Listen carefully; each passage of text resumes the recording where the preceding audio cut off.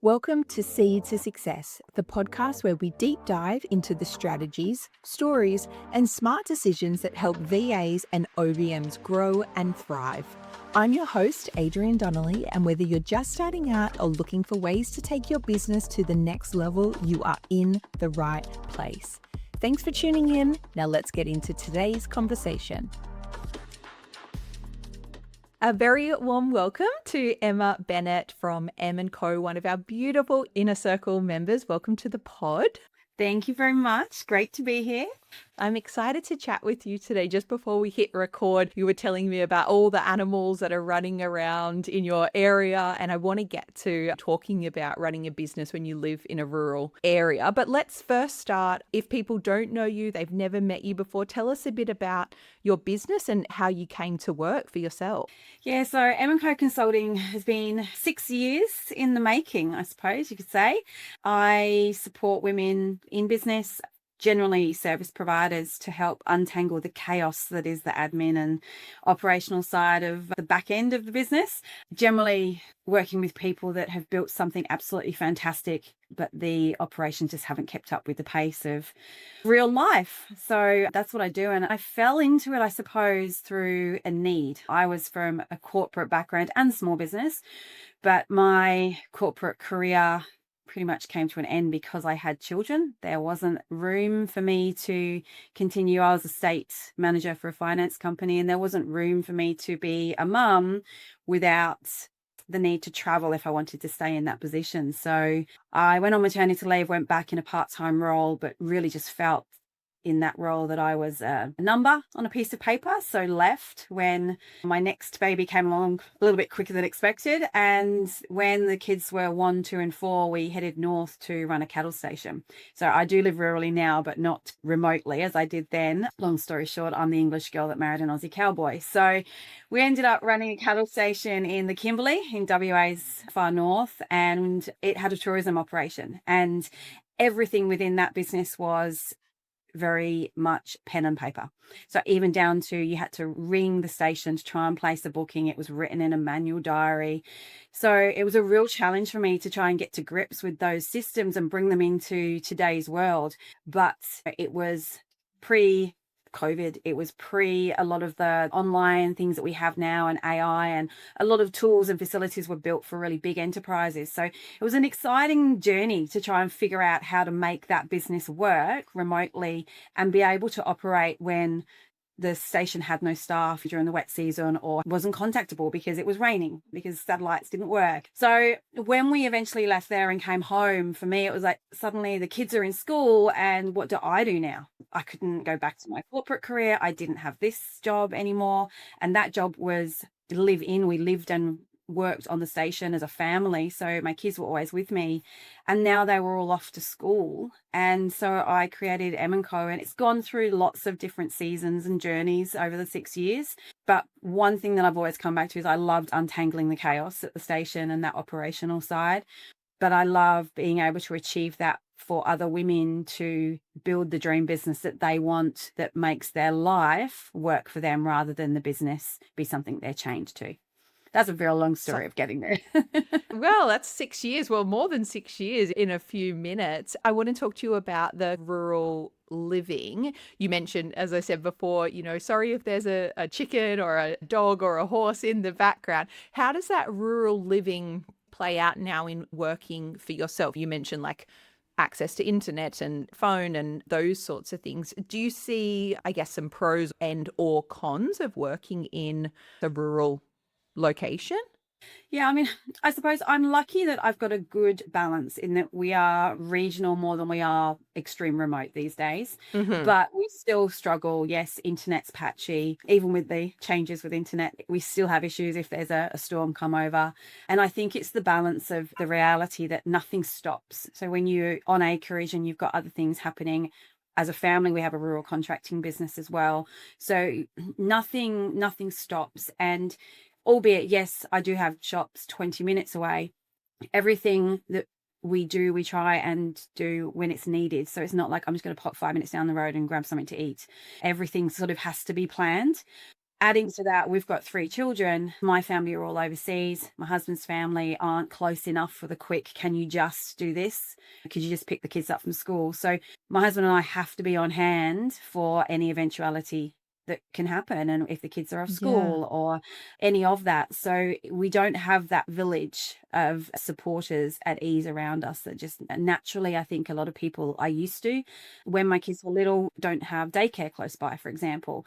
I don't have after school care. We don't have a bus service that can bring my kids home. Even my daughter has a bus to school, but I have to drive her 10, 15K to meet that bus. So it builds challenges where life isn't the outside of business. Business and life merges and blends, and it has to integrate. And it just becomes that it's about choices and it's about compromises. And it's when you plan a day, my calendar, I don't have a separate personal to work calendar. I just have a very, very well color coded everything. It sounds like that structure and routine and having that like great team as in your family unit is really critical. One thing you talk a lot about on your website and in your social media content and the conversations that you and I have had is about helping women who are sort of trying to hold it all together. And it sounds like you've had your fair share of experience with holding it all together. With the women that you work for, what do you notice are the biggest signs or the biggest, I guess, points that they get to where they're like, I'm not actually holding it all together well, and maybe it's time to bring in some support in their businesses? It can honestly vary from person to person, but the majority of it is the emotional outburst. It just everything builds to a point where the reason behind having a business of their own was the flexibility and the freedom to be there and to be present, but none of that's happening. And by the time they come to me, it's that frustration of like, how can I change this? And I think a lot of what I see as a common pattern is these women have built a business and it's been built by default. It's been built in between the hours when they're available, the midnight hours, the school time between school pickups and drops. And it's everything has been about trying to make it work and the struggle. It's because of that, it becomes part of them and it's ingrained into them.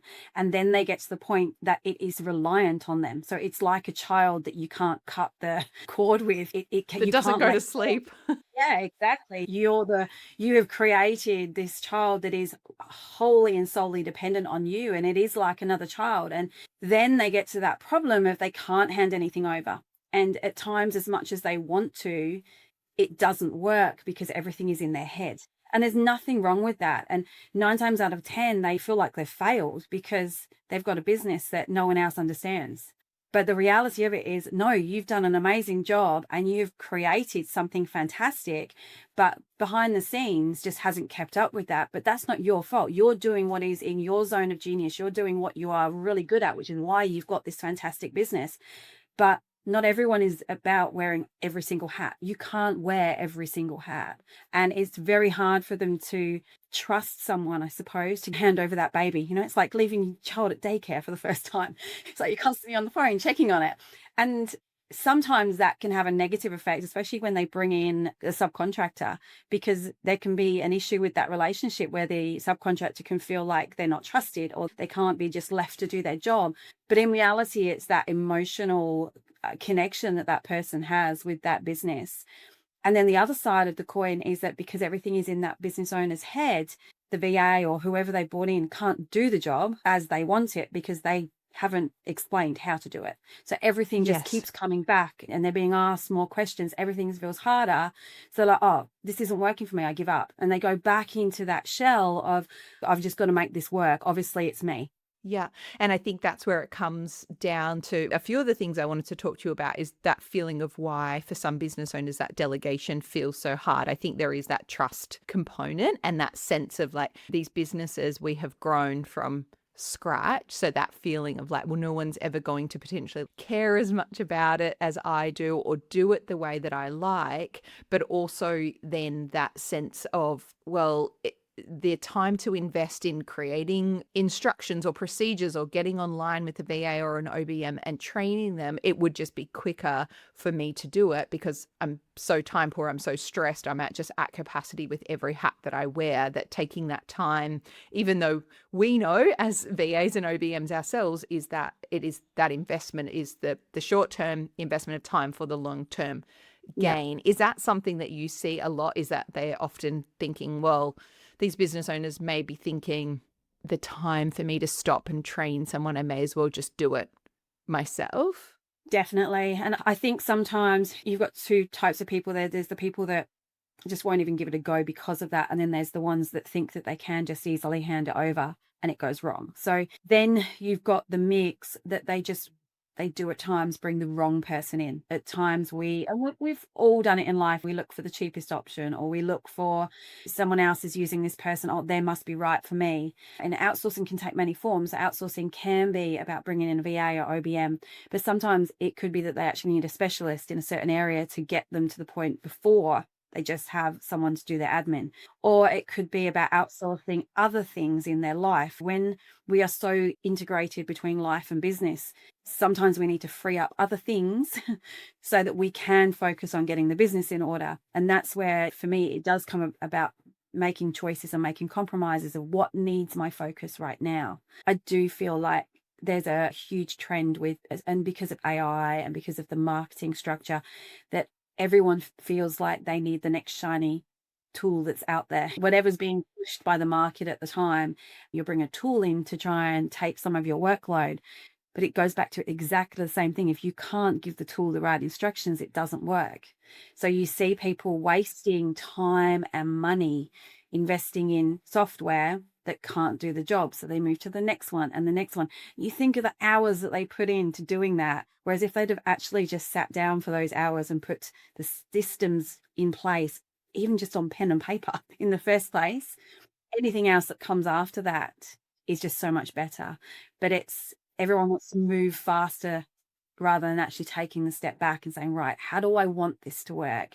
And not only how does it work now, but how can I make this business work so that it has the flexibility and adaptability to change with the seasons of life? Because that's ultimately what we need. You're so right. I remember when I first hired my first VA team member, it was at this real point of exhaustion and overwhelm, and I was just so busy. And it was like the first person who responded when I put a call out, I engaged, and it just didn't work. And I was like, why is this not working? Like, is there something wrong with me? Am I actually not ready to bring in a team member? And then I did some work with my business coach, and she was like, well, is there a chance that you've rushed into this? And we sat and actually worked out exactly what it was that I needed across 2 of my 1-hour sessions with her. And then she was like, okay, now this sort of overview of what you need, how does this person that you've engaged line up with that? I was like, they're not even remotely the right person. They were great, but they weren't actually what I needed. And then when we went through that whole process, Kate, who I have now, has been with me for years because I actually sat and did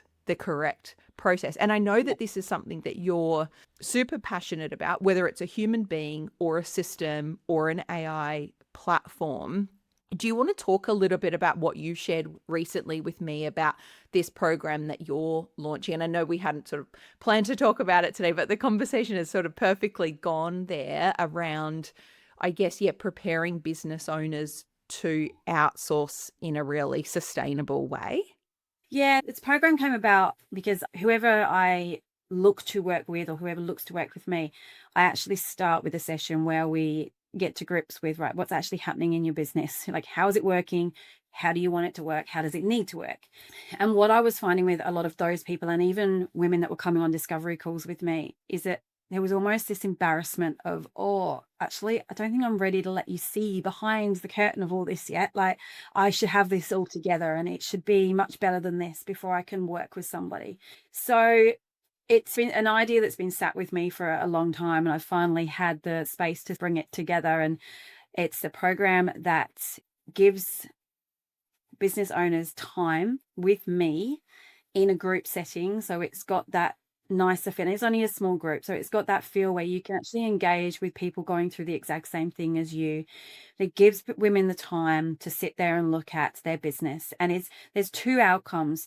One, it's preparing the business to either outsource, whether it be a VA admin, whether it be bringing in a specialist, or outsource using tools such as AI and things like that. So anything in that realm, but also preparing a business for that next stage of growth. Because to be able to do any of that, you need to understand how things are being done in your business and why. So we go through a 4-week program. Each week there is a session where it's a bit of an open forum for everyone to just share where they're at. And then I go through a stage of what I call my flow framework. So each of the 4 weeks will be a stage of that. And then within that same week, we have another co-working or implementation session where there is an activity to do associated with that stage that will provide them with an outcome to move that business forward. The aim of it is you come on, you do the session, and in those couple of hours across that week, you actually do the work. And it may need a little, maybe an hour or 2 hours more.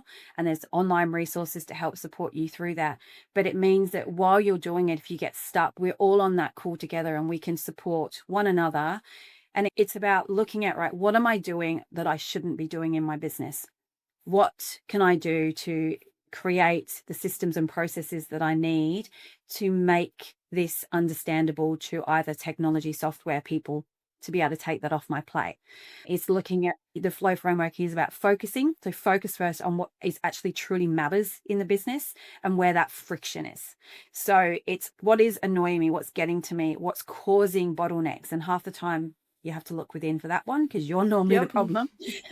So on the first week, Get a holding the mirror up. Yep.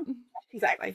We then look at laying the foundations. That's the L in the framework. So it's just simple, supportive structures. So it's unglamorous. It's not fancy. It's not bringing in any shiny tech that's going to fix everything, but it's putting the fundamental things in place. So starting to look at, right, what can I outsource and how do I need to explain how to do this? Putting some really basic standard operating procedures in place for the things that you can do. And then we start to look at what can I outsource and then who do I need to look for?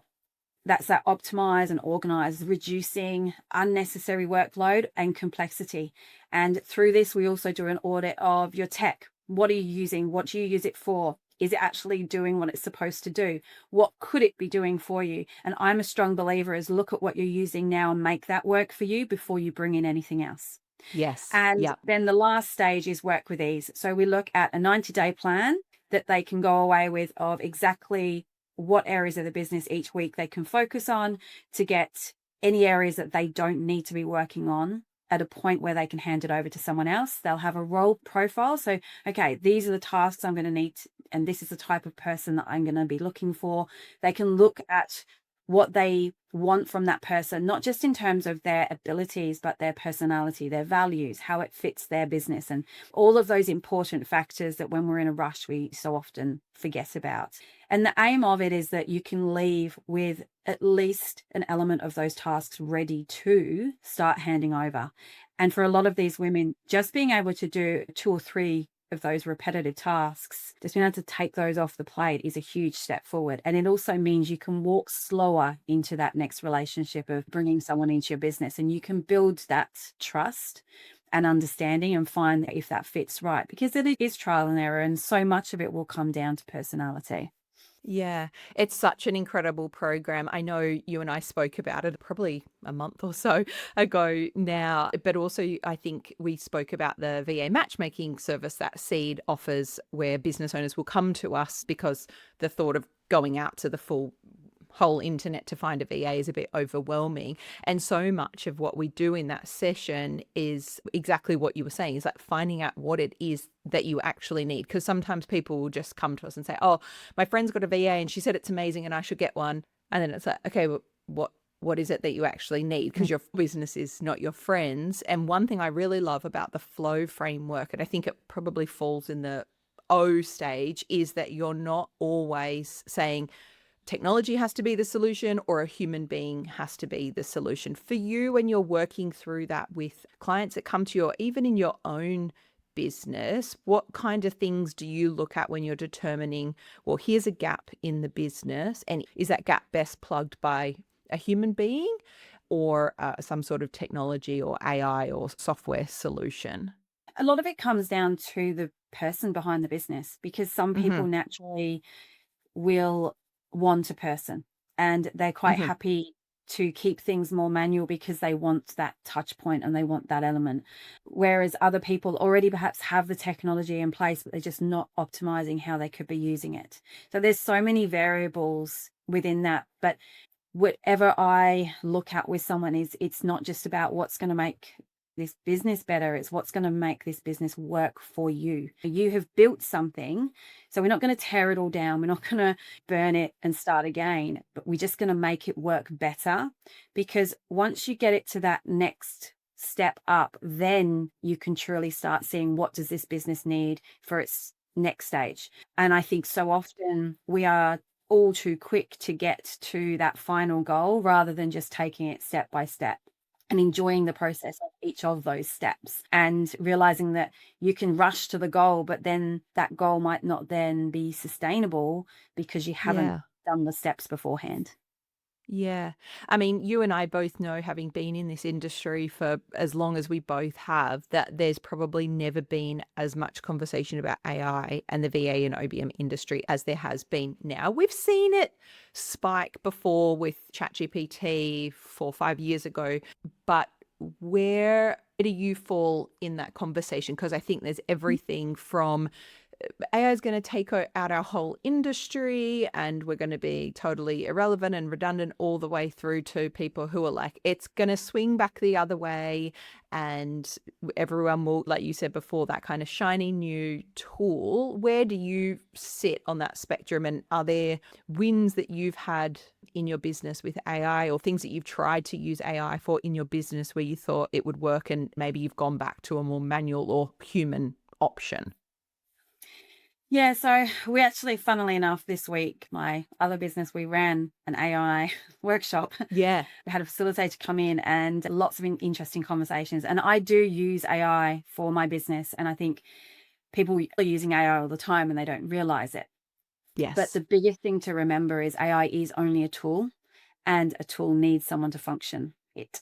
AI it can only work by what it has been fed. It has no judgment. It actually has no understanding of personality and behaviors. So within any business, that human element can never, ever be replaced by AI.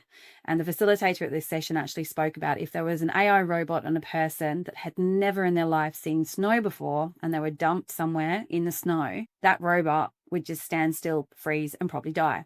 Whereas a person, you would think, okay, this is just cold, this isn't comfortable, I probably need to get myself out of this cold, I need to warm up. We have a rationale that we can work through things even if we don't know. And AI cannot do that. And I loved that sense, because you could see the relief in a lot of people in the room where AI has had so many topics of conversation and is affecting them at the present time. But I think it all goes in peaks and troughs, and AI definitely has its place. But even when I'm building out systems for people with automations, I will always put that human touch point in there, because systems can break, Yeah. automations and Yeah. tools can break. But at the same time, I also love AI. But to make it work for you and your business, it still comes back to, if you're going to hire somebody, you've got to feed it the right instructions. It's got to know and understand your business. It has to have the blueprint of how you do things and how you expect it to be done. So AI is no different in that regard. It can't take over you creating the correct and sustainable basics of your business operations. Otherwise, it won't work, or it will be out there in the world, and you have seen some of the disastrous effects of that. Yeah, well, yes, that's a good point. That sounds like a really interesting session and a really great segue, because I do want to talk to you about your other business, the Secret Women's Collab.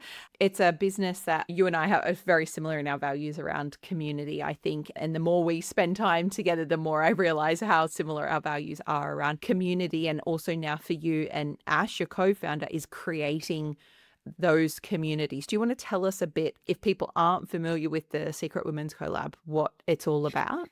Yeah, so about 18 months ago, Ash and I and someone else at the time decided to put on a Christmas event local to us. So we're from Western Australia, and there's the north-south divide over here. So you've got the south of the river suburbs, and there's this small corridor where there's a huge amount of women in business, working, raising families, carers for friends and family, and other things. And most of the traditional networking events are in the city. So you had to take a whole day away.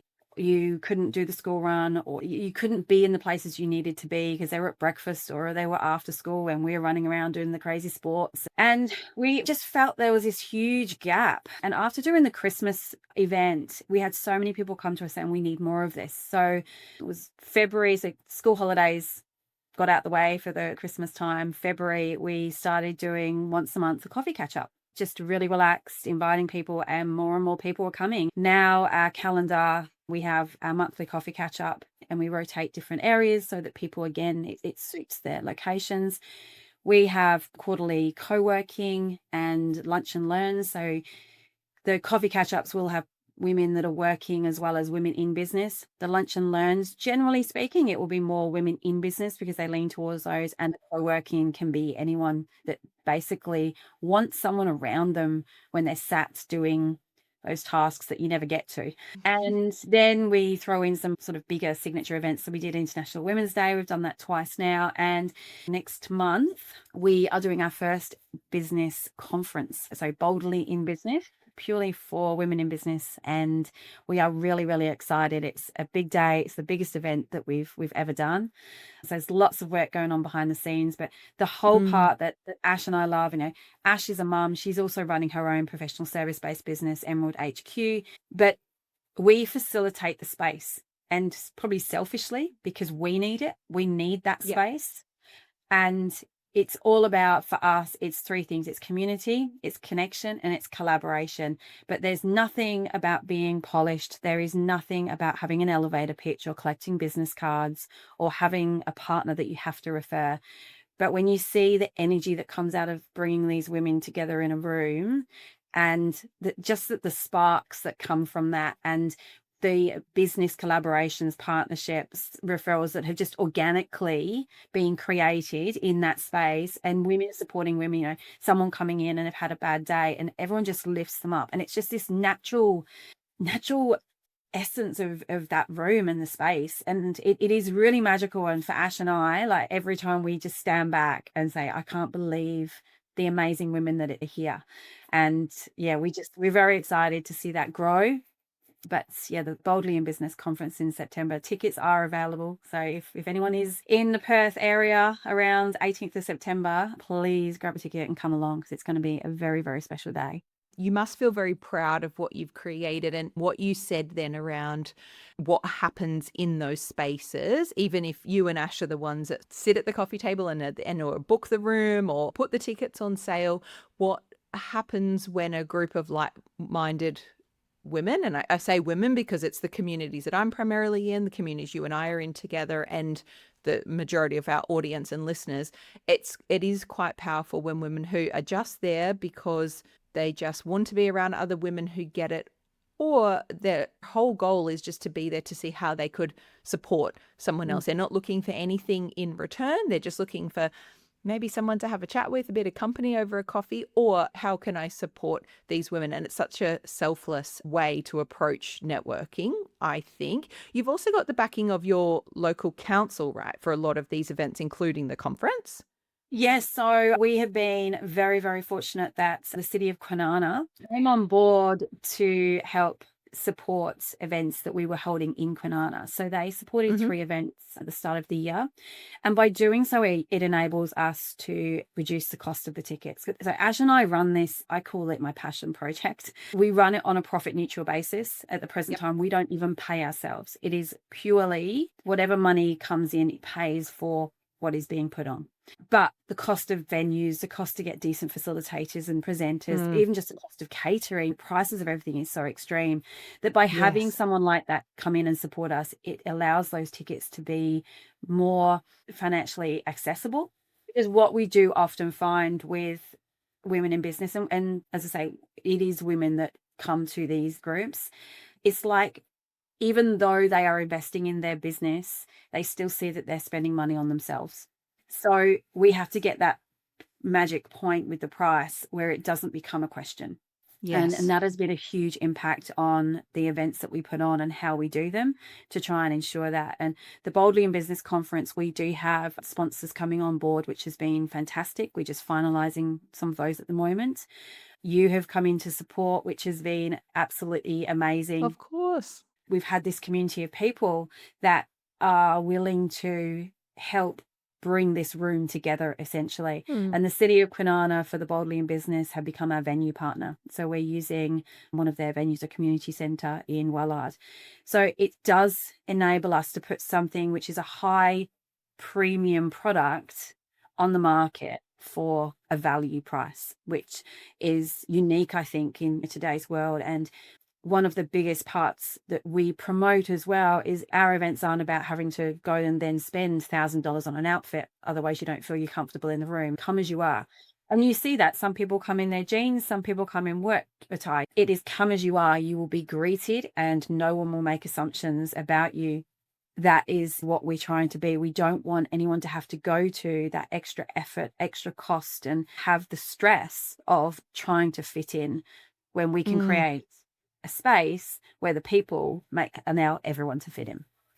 Yeah, that's a really great way to, I guess, demonstrate what people can expect at the events, is that they are greeted and they're accepted as they are on that day. If they've had a crappy morning at school drop off, or they've had a really great client conversation, however they turn up on that day is how they are received. Do you want to tell us a little bit more about the conference? And I guess if people are listening, and obviously we'll put all the information, including a discount that Seed has as a community partner of the event, in the show notes. But do you want to just share a little bit more about what people could expect on the day if they're thinking about coming along? Yeah, definitely. So the biggest part for us is we always want to share knowledge, share learning, and share opportunity. So with this event, we have some journey shares that people will talk about the highs and lows of creating their business. And it's not to dwell on the low, or it's not for someone to stand there and say, hey, look at me, I'm successful. It's so that we can actually appreciate we all have those ebbs and flows. We have 3 lots of panels across the day. So we're bringing women in business to actually sit on a panel and talk about certain topics. Much of that will be centered around what success looks like, and success can look different for everybody, but it doesn't have to follow that normal or traditional success pathway.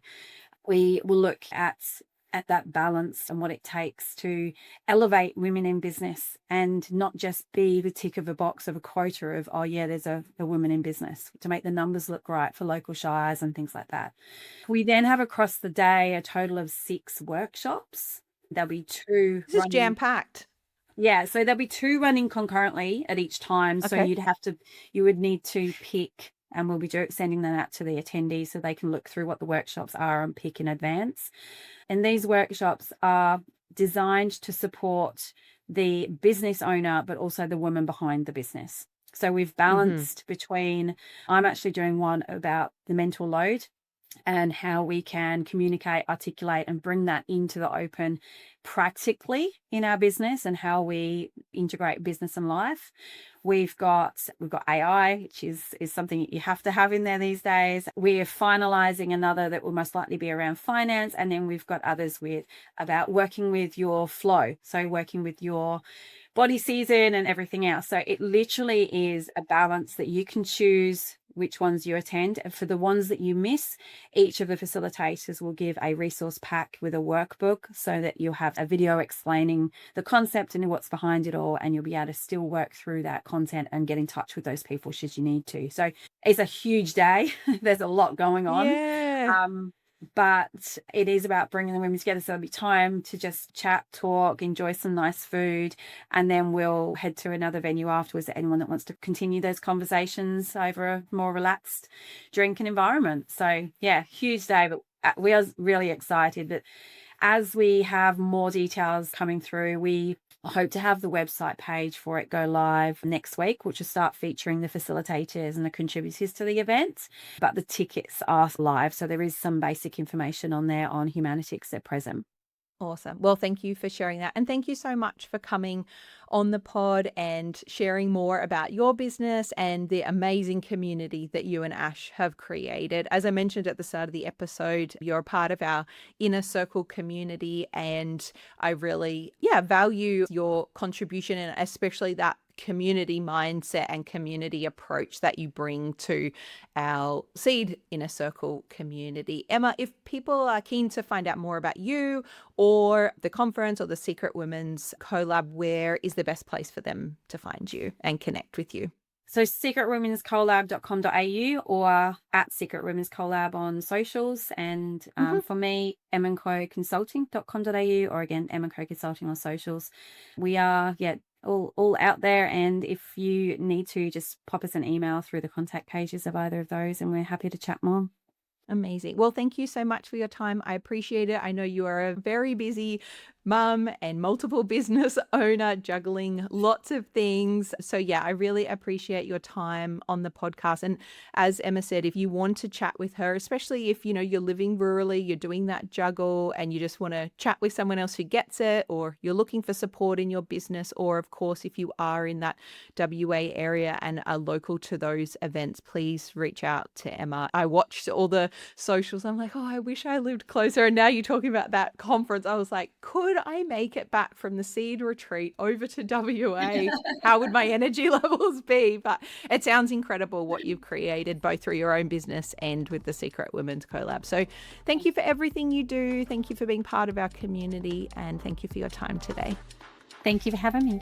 Thank you for tuning in to another episode of Seed to Success. Make sure you are subscribing so you never miss an episode.